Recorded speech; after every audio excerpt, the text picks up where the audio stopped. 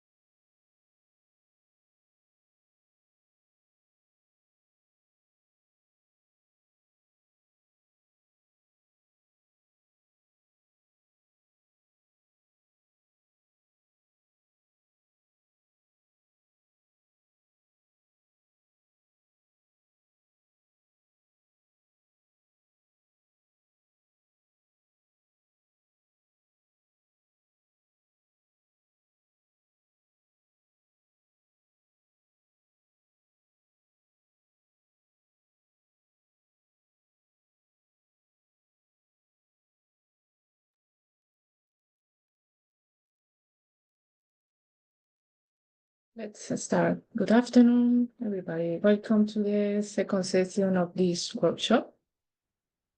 I will remind you, as we explained yesterday, that you can submit your question to the speaker through the chat. At the end, the speaker will have time to answer some of them, depending on the available time. The session will be recorded and shared on our website, along with the workshop presentation once the event has concluded. To receive a certificate, it's necessary to complete a test. The link to the test will be shared in the last session and also via email, okay? Today's session will focus on environmental and health risks related to MELs, from risk assessment to rehabilitation. Allow me to introduce today's speaker, Virginia Rodríguez. She has been working as a senior specialized technician at the Spanish Geological and Mining Institute since 2005. Her experience focuses on environmental impact assessment of mining and mining waste facilities, especially those closed or abandoned, covering aspects such as environmental risks, rehabilitation, and reprocessing of mining waste. She's a member of ASME's Mining Environmental Liabilities Group and also Geosurveys Raw Materials Expert Group. Virginia, you can start whenever you are ready, okay? Thank you, Virginia. Hello, everyone. I am going to share my presentation.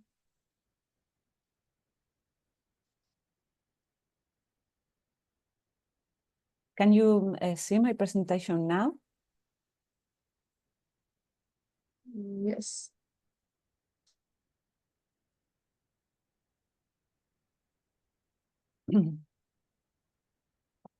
No.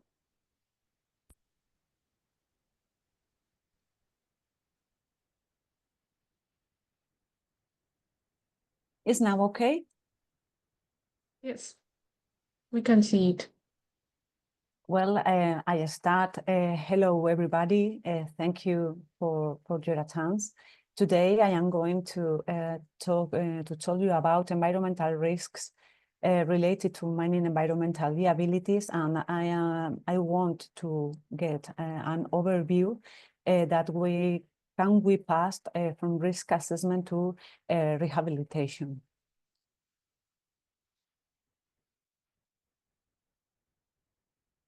First of all, I want to talk about a little about abandoned mine sites.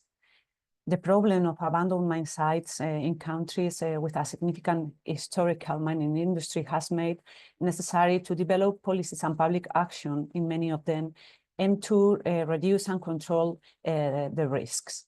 These abandoned mine spaces are also called orphaned mine sites or abandoned mine lands. We know, we said that mining environmental liabilities are those elements such as facilities, buildings, surfaces affected by discharge, deposits of mine waste, disturbed segments of riverbeds, abandoned work areas, machinery parks, or mineral parks that being currently abandoned or paralyzed mine areas. They constitute currently a permanent potential risk for the health and the safety of the population, for the biodiversity, and for the environment. This signification of mining environmental liabilities was established by IGME in 2010. And the all mining environmental liabilities closed or abandoned without any kind of restoration, or where the restoration has been incomplete or negligent, represent a permanent potential risk for the population and the environment, especially when they contain dangerous and contaminating substances. Furthermore, there are numerous references to damage caused by breach due to a loss of physical stability in this structure, whether active or abandoned. Accidents occurred all over the world have led to greater social sensitivity to the risk that mining environmental liabilities represents, as well as the development of regulatory frameworks for their management and the prevention of catastrophic accidents. First of all, I want to put in mind a few key points about abandoned mine sites, because it's important to take into account that resource degradation is everybody's problem. It's not a problem of a local community or regional community, but it's a problem about everybody. Mining environmental liabilities have a similar public rationale to rehabilitation of existing operational sites. It is inevitably a part of the wider debate on sustainable mineral development. And also important, it is that it is a part of the image problem for the entire industry, with consequences for the future social license to operate syndrome. It can be said that the United States was a pioneer in the preparation of plans aimed at the recovery of this abandoned mining space. The law on the restoration of land altered by coal mining from 1977, known as the Surface Mining Control and Reclamation Act, already contemplated the creation of a fund for the rehabilitation of abandoned mine lands. Then the Comprehensive Environmental Response, Compensation and Liability Act entrusted to the US EPA the identification of land contaminated by different activities and the evaluation and prioritization by applying a hazard rate ranking system method and remediation according to the risks. Other countries are very active in the inventory and characterization of the risk of abandoned mine sites. For example, Canada with a NOAMI program, or Australia with an abandoned mine sites program, and also in Latin America, where initiatives related to the mining environmental liabilities, such as those carried out by the IGME for the preparation of a manual for the inventory of abandoned and paralyzed mines, are taking place. Also in Chile, we have an important document that will be the base of part of the risk assessment methodology. They perform a manual for the evaluation of risks from shut down and abandoned mines in a cooperation with the German Federal Institute of Geoscience of Germany. Also, African countries such as South Africa and Namibia have made inventories of abandoned or orphaned mining sites, implementing and adapting the method developed by the Geological Survey of Chile.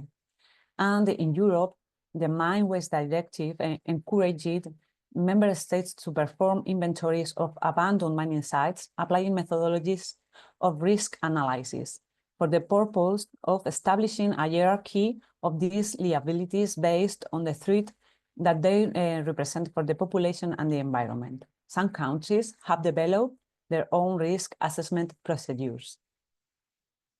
The fact of completing the inventory work without setting priorities for action, even in a simplistic way or applying expert criteria, greatly reduces the practical usefulness of the inventories. It is necessary to characterize the sites and to establish priorities based on technical criteria. And this is where the environmental risk assessment makes sense. Now I am going to set a few important concepts about environmental risk assessment. In general terms, risk is the combination of the probability that an event will occur and of its more or less negative consequences. Therefore, it can be described as a concept which has two dimensions: hazards, or the probability of occurrence of a fact or event which might potentially cause loss or damage, and the severity of the consequences associated with that event. The application of risk management to mining environmental liabilities has as its objective to facilitate the taking of decisions on the priorities for action and the measures of remediation and or rehabilitation to be carried out, reducing the uncertainty by means of the application of systematic, transparent, and well-structured methods based on the best available information. The final aim of this kind of procedure is the elimination or the reduction of the risks associated with the facilities to tolerable or acceptable levels. When we talk about environmental risks, we need to set risk scenarios. And we say that we have an environmental risk when three circumstances coincide. First of all, there must be a source. For example, a contaminant present in concentration such that it can generate undesired effects on the receptors. Secondly, there must be a route of exposure, a pathway, by means of which the receptor can enter into direct contact with the contaminant, for example. The absence of a route of exposure means that there is no risk. And finally, there must be at least one receptor. There are several phases on the risk assessment process. First of all, we need to communicate and consult with the possible interested or affected parties. We need to establish the objective, the strategy, the context in which the risk management will take place. Now, we need to identify risks. This phase has as a purpose to identify what, why, and in what way the potentially harmful events can occur. Risk analysis in terms of consequences and probability. We need to calculate the likelihood of the event.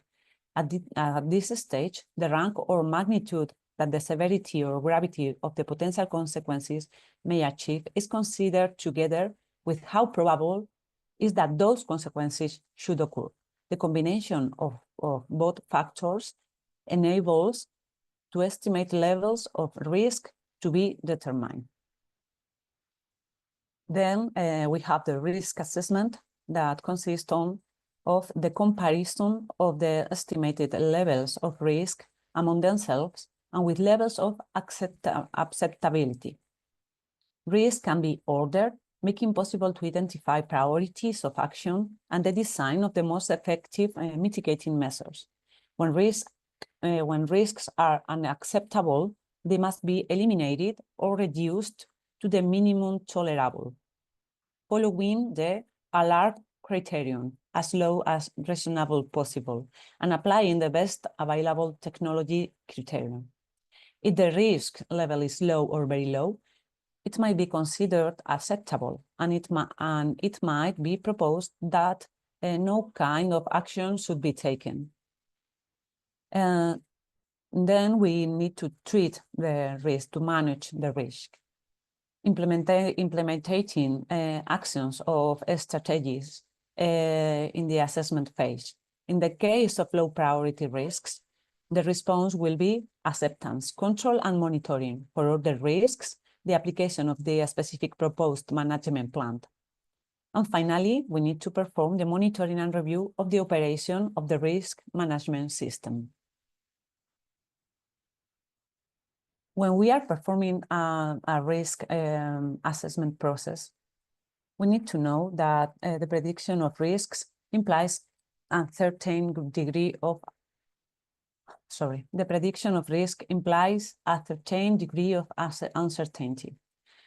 For this reason, an exact determination of the probability and the severity will not be possible in most cases, nor will it be feasible to attain absolute certainty.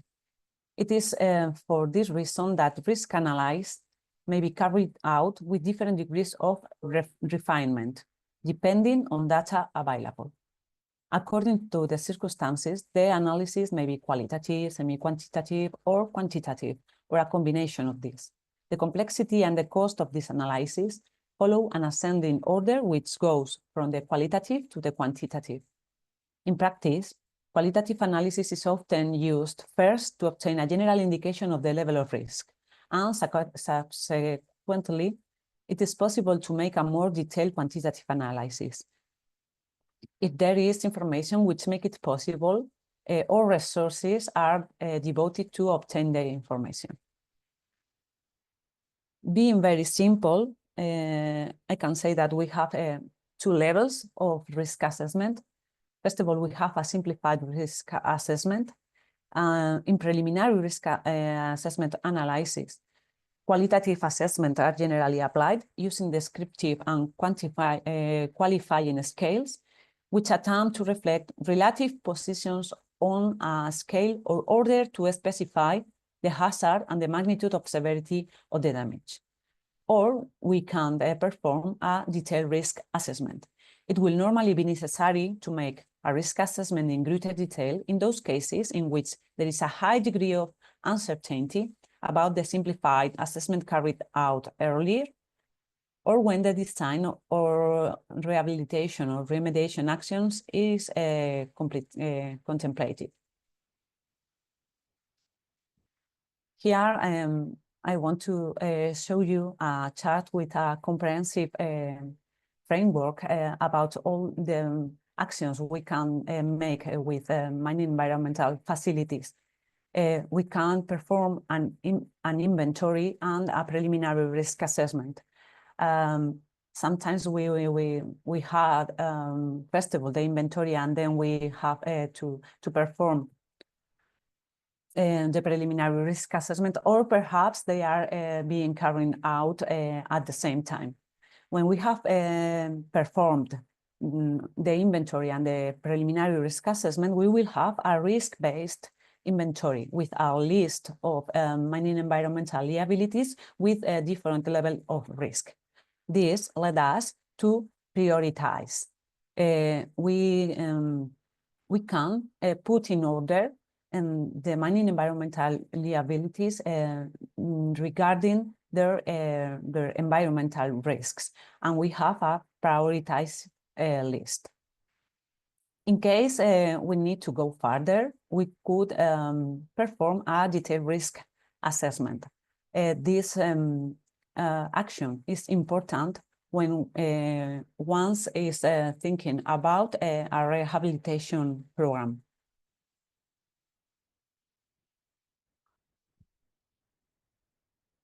when we when once want to approach the environmental risk assessment in order to establish a list of priorities of a large number of mining environmental liabilities of different typologies and with varied environmental conditions, it is useful to start with a preliminary risk assessment.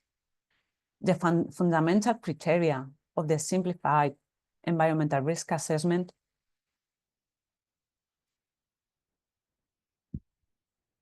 are predominantly qualitative or semi-quantitative, are conservative.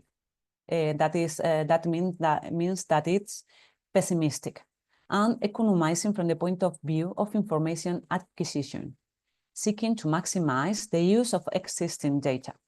It is usually based on information from a previous inventory, and sometimes the inventory and the environmental risk assessment are conducted at the same time. This methodology, the simplified risk assessment, is proposed as a simple, systematic methodology which can allow for priority setting, even at the risk of making some mistakes, but which guarantees that the most problematic sites will stand out and be placed high on the priority list. In these cases, the final risk assessment is generally reflected by means of double entry matrices, which integrate both aspects, the probability of the occurrence of the risk and the severity of the consequences. And in this matrix, we can see those risks that perhaps are very low, or those risks that are very high. And we can distinguish between serious situation and non-serious situations. Something important that I want to say about this preliminary environmental risk assessment is that the final result of the evaluation may serve as support for the taking of decisions with regard to the drawing up of plans or project of restoration, rehabilitation, or remediation, which will deal with the most urgent situations in a context of economic and material resources, which in the case of abandoned mines are generally very limited. The final decision makers can use the recommendations from the geological services or from the agencies that carry out the inventories and the risk assessment works, but these recommendations can be added to the considerations of other aspects, such as the presence of high-value natural spaces, social aspects, multi-sectoral territorial management strategies, so on. When we are performing a simplified risk assessment, we need to follow some stages in order.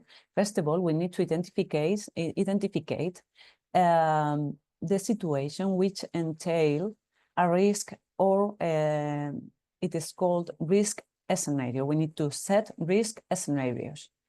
Then we need to identify the potential affected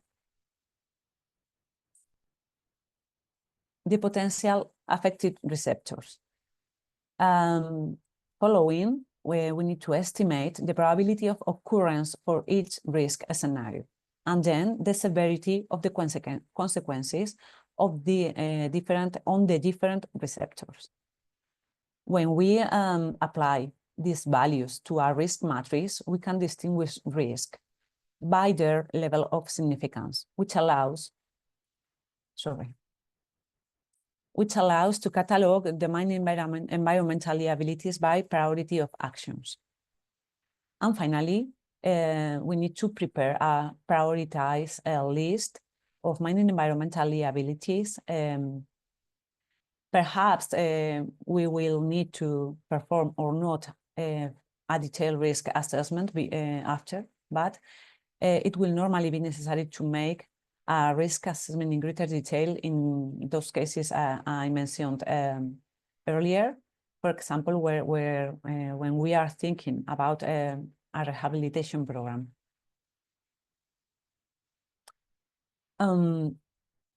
A methodology of environmental risk assessment applicable to mining environmental liabilities must be capable to contemplating a great variety of possible situations or scenarios of risk in all cases that might arise. A good way of achieving this is to draw up a list of possible risk scenarios, which include possible failures, events, or processes, whether they are accidental, instantaneous, or ongoing, temporary or permanent, into all the elements and components of a location or mining area. When in each risk scenario, we need to determine the source, the pathway, and the receptors. Talking about the receptors, we have several types of receptors. We can measure the effects, consequences, or impacts on person or the population, but also on the natural environment and also on the socioeconomic environment. The idea is that the risk scenarios considered should constitute a fixed set of typical scenarios which covers the possible effects which may arise. It is useful to assign of these typified scenarios an alphanumerical code which facilitates systematization and graphical expression. Here I have a very simple example of a risk scenario applied to mining environmental liabilities. This risk scenario is called mobilization of particulate material from mining waste due to the action of the wind with effects on the population. As you can see, now we have the source, the particulate material, the pathway, the wind, and the receptor. In this case, is the population. And we have an alphanumerical code. It is not important how you fix this code, but you need to know what the code means. In this case, is contamination, particulate material, and population. Once there is a battery of typical scenarios, the evaluations of the probability of occurrence and the severity of consequences on the receptors will be performed for each scenario. The probability of occurrence is more related to intrinsic characteristic or external characteristic of the mining environmental liabilities, or related to external factors that may trigger the risk. And the severity is more related to the characteristic or vulnerability of the receptors. It is very useful regardless you are using a qualitative, semi-quantitative, or quantitative risk assessment procedure. It's very useful to transform these values in an index. In this case, we have transformed the probability and the severity values into a probability and severity index that rates between 0 and 5 to very low risk and very high risk. This allows us to put these values in a matrix, in a risk matrix. In this matrix, we can visualize the two dimensions of risk at the same time, and it led us to show the classification of the risk. For example, in this picture, we have some scenarios in green color, very low risk, but some scenarios in red color, that means very high risks. Now I am going to talk to you about the environmental risk assessment applied to mining waste facility. That is because my group has been working in this topic, in this issue since 2010, more or less. And we developed a methodology for this environmental risk assessment performance. The mining waste come from extracting and processing mineral resources, including materials such as topsoils, waste rocks, and tailings that are stored in disposal facilities. Some of this waste is inert and unlikely to damage the environment. However, mining waste can also contain large quantities of dangerous substances such as heavy metals. Extracting and processing metals and metal compounds can result in earthy, acid, or alkaline drainages. In addition, storage facilities can collapse with disastrous consequences and a lasting impact on human health, the economy, and the environment. In this sense, first of all, we set a list of scenarios divided into two kinds of scenarios. First of all, we have the pollution risk scenarios. We set it 5 risk scenarios. First of all, we have the generation of contaminating effluents with effect in the surface water, the generation of contaminating effluents with effect on underground water resources, the mobilization of particulate material due to the action of the wind, the emission of contaminating sediments due to erosion by water, and the direct contact arising from occasional access or from the development of activities on the mining waste facilities. And also we have the effects on the different receptors we took into account, the effects on the population, the effects on the natural environment, and the effects on the socioeconomics. And then we have all the scenarios we needed to manage, in which we calculated the probability of occurrence of the risk, and also the severity of the consequences for each scenario and for each receptor. We also have a second kind of risk scenarios related to the failure of the containment structure of the mining waste facility. Here we are differentiating two kind of risk scenarios, one related to mining tailings impoundments, and another related to waste rocks or low-grade ore. And also we calculated the effects on the population, the natural environment, and the effects on the socioeconomic environment, calculating the probability of occurrence of the risk and the severity of the consequences. Finally, we had a matrix. I think I explained this matrix before, and I am going to pass to the next slide. I wanted to explain a little bit about pollution risk scenarios and the way we calculated probabilities values and severity values. We perform formulas for all these scenarios, for the scenarios of contaminated effluents affecting surface water and groundwater, the emission of dust, the emission of sediments, and the direct contact with the mining environmental, with the mining waste facility. In all these formulas, we have a principal factor that it is marked in red.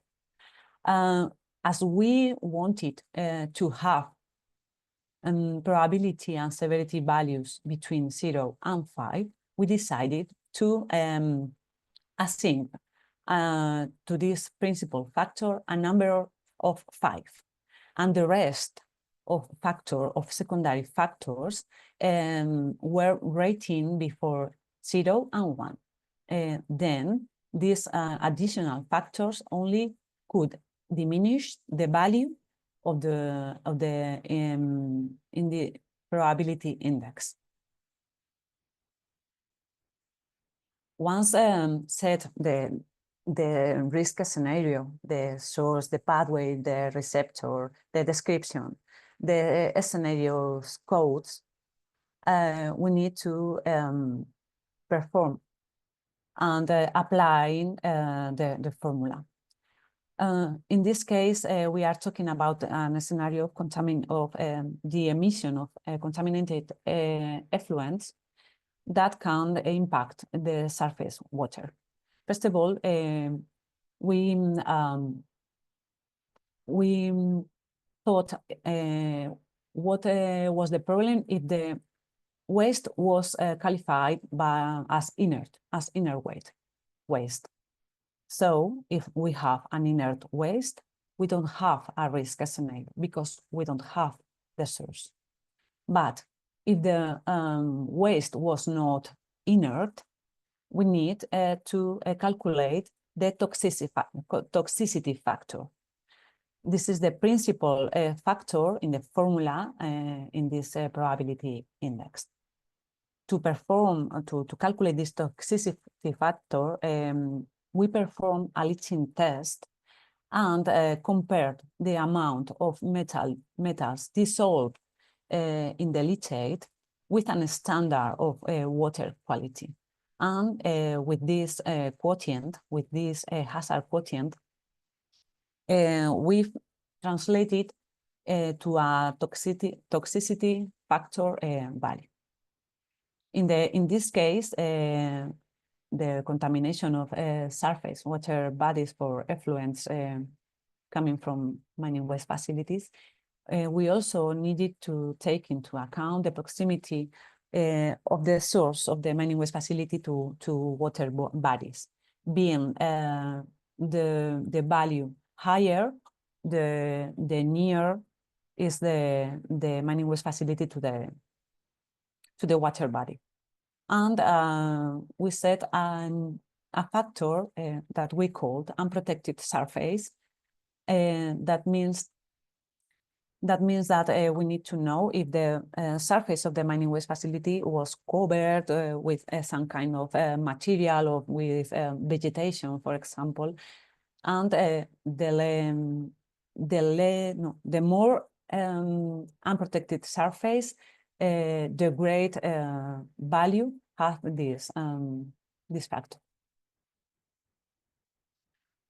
When we had all the probability values, we needed to calculate the severity. The severity, as we mentioned before, is related to the vulnerability of the receptors. For example, this index of severity is related to the same scenario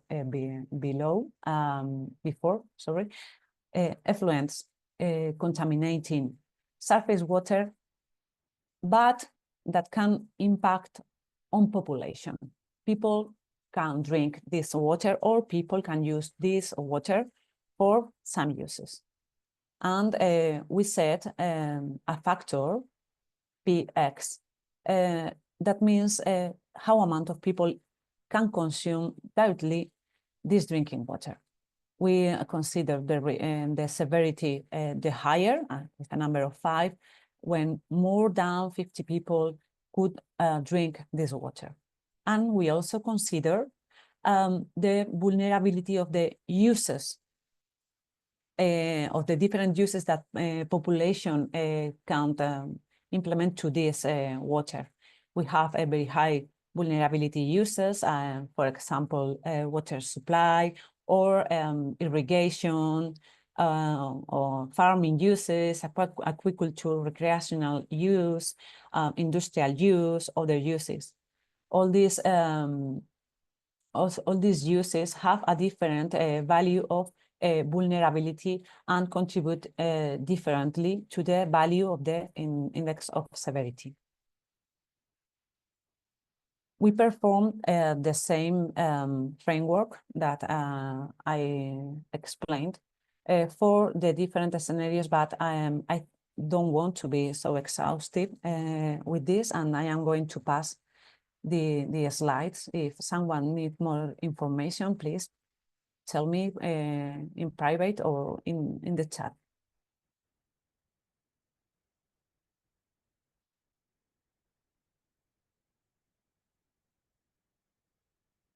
I previously talked about contamination scenarios, but we also consider failure risk scenarios. I am going to present the case of a tailing dam.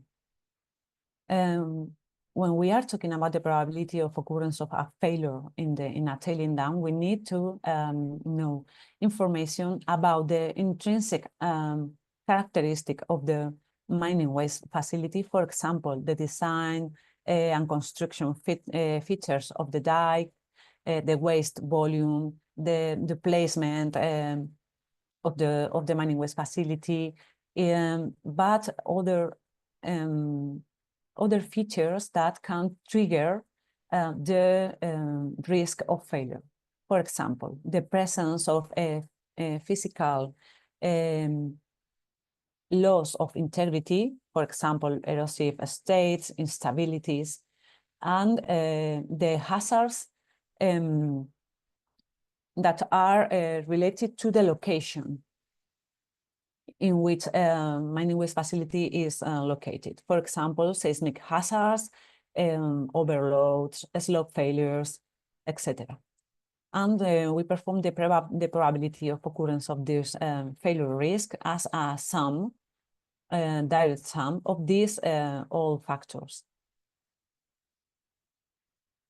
The design and construction characteristics of the dike in a tailing dam will determine its geotechnical properties. This factor evaluates the construction material used, the construction method, the general slope, the length of the crest of the main dike, and the total height of the structure. According to the criteria applied, from the construction point of view, the situation that would contribute to a greater probability of failure would be the case of a dam, with a dike built with its own flotation slats using the upstream method with a slope greater than 35 degrees and a crest length of more than 500 meters and a final height of the dam of more than 30 meters. When we are talking about severity of the consequences in the case of failure of a tailing dam, it is slightly different that when we are performing this analysis to contamination scenarios. Because in order to estimate the severity of the dam or the damage in the event of a failure, it is first necessary to define the affected area or the path of the sludge flow after dam failure. To do this, empirical formulas can be applied, as for example, that determined by Rico Benito and Díaz Herrero, based on the statistical analysis of the distance traveled by the sludge in a large number of dams that have failed in the world. The distance traveled will depend on the height and volume of the stored waste. Thus, the assessment of the severity will be performed for the receptors found within that maximum distance. And the values of the severity index are similar, or it can be calculated in a similar way that in the contamination scenarios, because they are directly related to the vulnerability of the receptor, the vulnerability of the population regarding the land use that is implemented, the vulnerability of the ecosystems that could be affected, or the vulnerability of the socioeconomic environment affected in case of failure. I have finished with the risk assessment process, but I want to say that when this process of risk assessment is finished, we have a large amount of codes, labels, numbers for risk for all the scenarios and for all the mining waste facility. We have a large set of numbers, and this led us to prioritize the mining waste facilities in order to take action about them. And this is the same chart I saw before, and we have the prioritization process between the risk-based inventory and the rehabilitation process. There is no fixed methodology for prioritize on a risk assessment-based approach. It can be as methodologies as people, perhaps. We applied this prioritization methodology to all the mining waste facilities inventoried in Spain. And we used the matrix I showed you before. For example, the most risky mining waste facility in Spain is in Murcia, in the region of Murcia, and you can show here the matrix. And we can see that it has 4 levels in red, 2 levels in dark orange, 1 level in light orange, 3 levels in green, and 3 levels in yellow and 3 levels in green. And that is the prioritization value: 4, 2, 1, 2, 3. Number of levels in red, number of levels in dark orange, and so on. And we have a prioritized list that can allow us to fix prioritization also in action for rehabilitation. The next step is the rehabilitation process itself.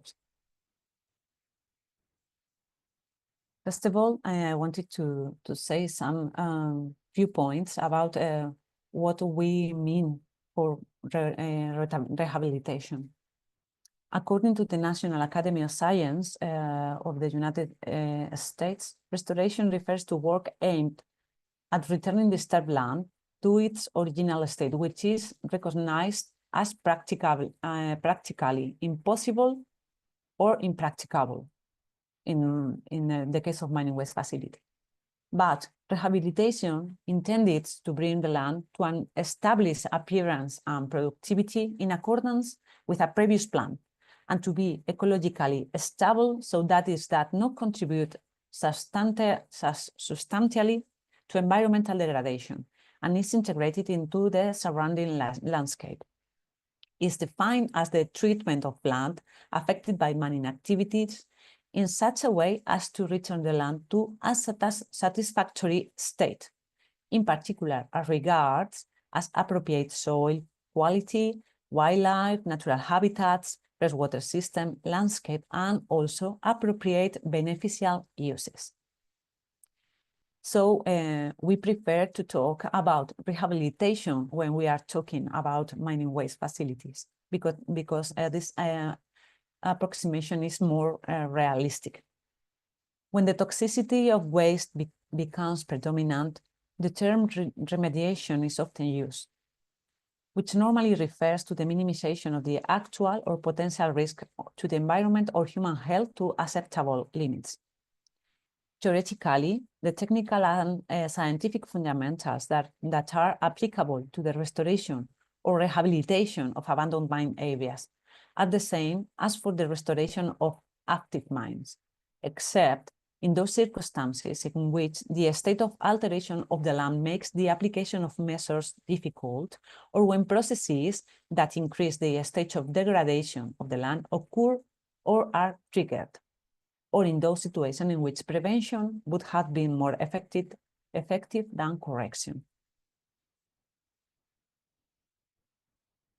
Knowing the risk scenarios to be mitigated with the highest priority, making use of the matrices resulting from the risk assessment and the expected results of their application, we can make a preselection of the most appropriate measures that can be implemented. I called this approach as risk-based rehabilitation.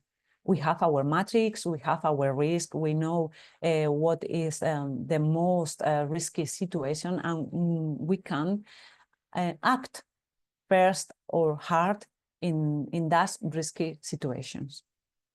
It should be stressed that decision-making related to the definition of action to be incorporated into our rehabilitation project need not be limited to the review of the risk assessment procedure to which a given facility has been subjected, as it is necessary to consider other types of conditioning factor: environmental, social, territory, strategy, policies, that means that in rehabilitation, we need to take decisions, not only risk-based decisions, but also other kind of decisions. What we need with rehabilitation actions is to minimize risk, to reduce risk, to have these levels in very high risk in yellow or green level risks. It is assumed that the setting of rehabilitation objectives should be based on an analysis and diagnosis of the degradation factors at work in each specific case and of the existing risks. In particular, the objective should be related to the reduction of risk levels to acceptable limits, which means slowing down or eliminating undesirable physical, chemical, and biological processes which are at the origin of the risk. We can choose the rehabilitation measures in order to eliminate or minimize to tolerable limits the risk to the different scenarios proposed. In order to minimize the risks, measures can be established to modify both the factors affecting the probability of occurrence and those affecting the severity of the consequences. Although the latter intervene in the severity of the consequences is unfeasible in most of the cases. It is easier to act in the probability of occurrence of the risk. And here in the table, I am showing you some preselection of proven effective measures that we determined for all our risk scenarios for surface water, groundwater, all scenarios I showed you before.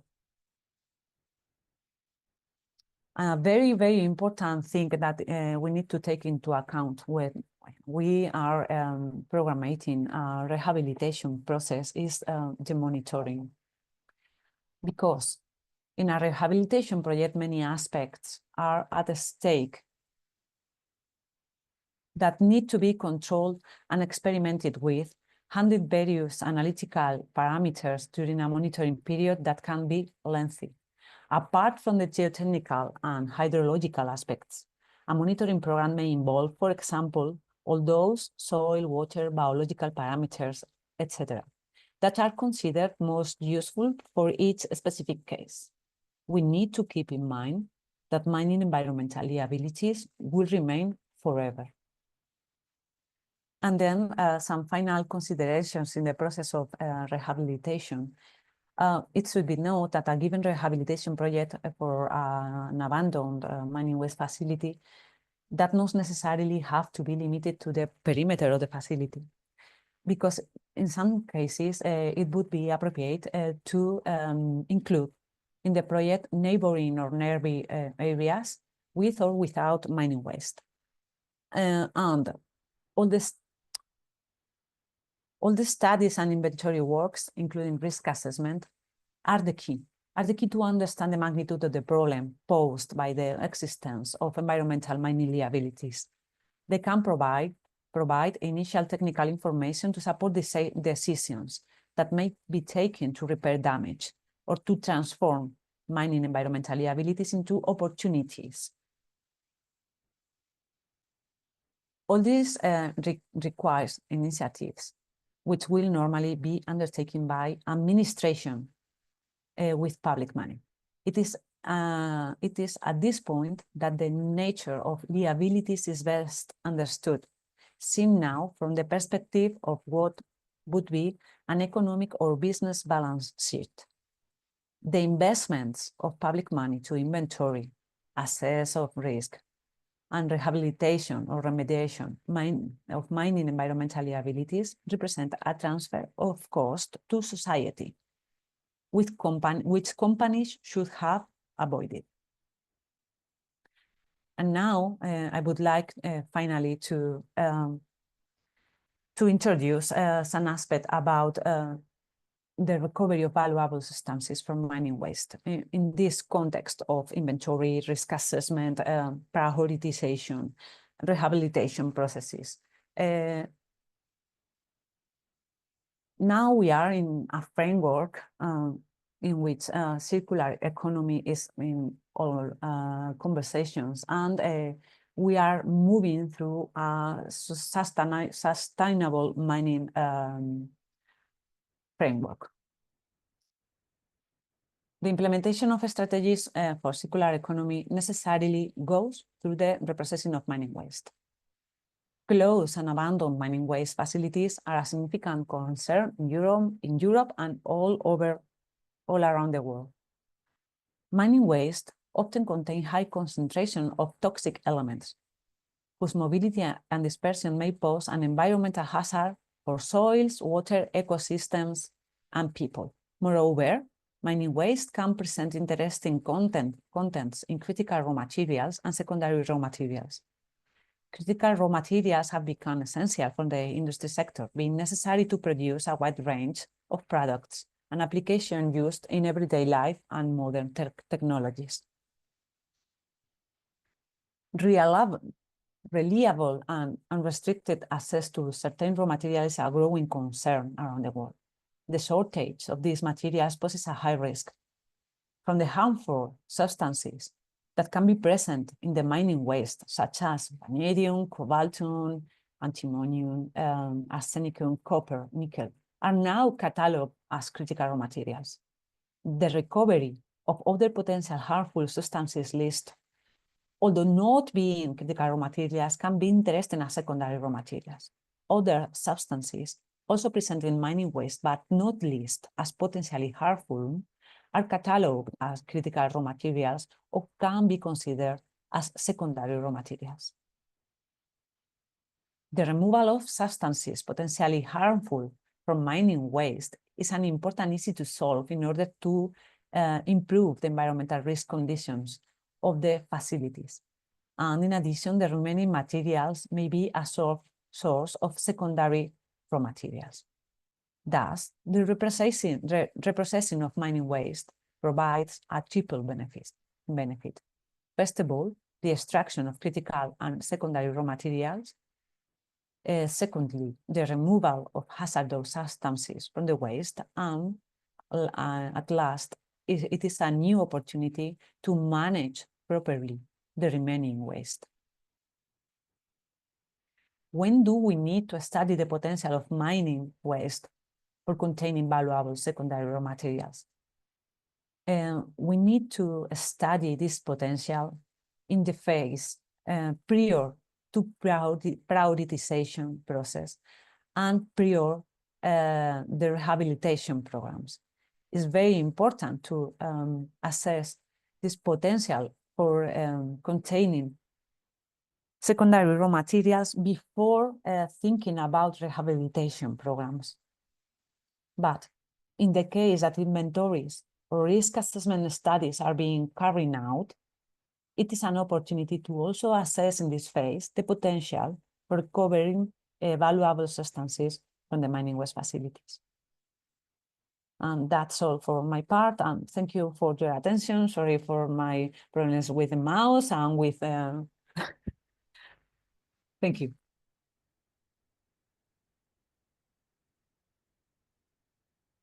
Thank you very much, Virginia, for your relevant presentation. There is a participant that had left a question for you in the chat. Ismail Usambayarabagwa says, where this calculation performed? Is in an Excel or I don't know. I think you are referring to the probability index, and we have a specific Excel files to calculate all the probability indexes for all the scenarios. But it is a handmade process, really.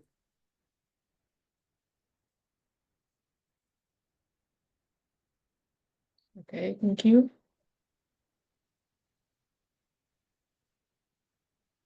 If anyone has any question, you can write them in the chat.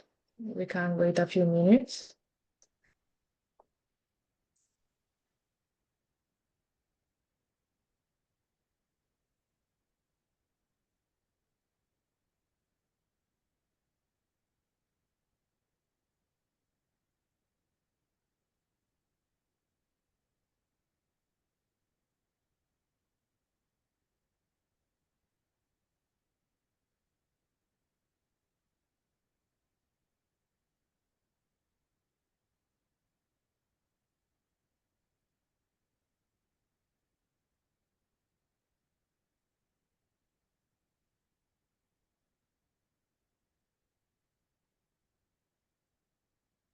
Well, I think we can finish this second day.